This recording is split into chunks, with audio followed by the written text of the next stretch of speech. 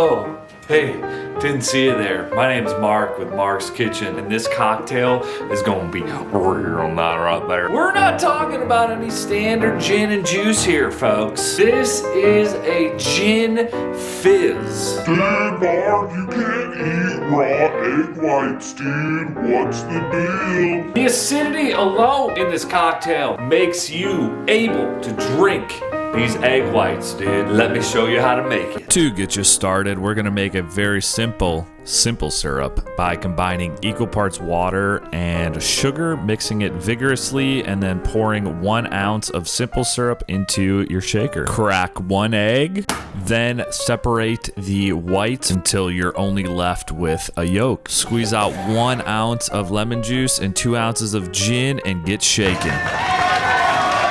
That was the dry shake. Now we're gonna add ice and shake it once again and strain it into your glass. Once everything is strained out, we're gonna use some lemon flavored sparkling water to lift that froth at the top and enjoy. Thumbs up.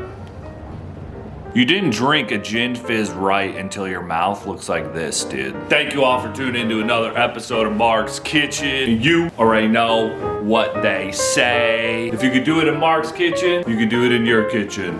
Peace.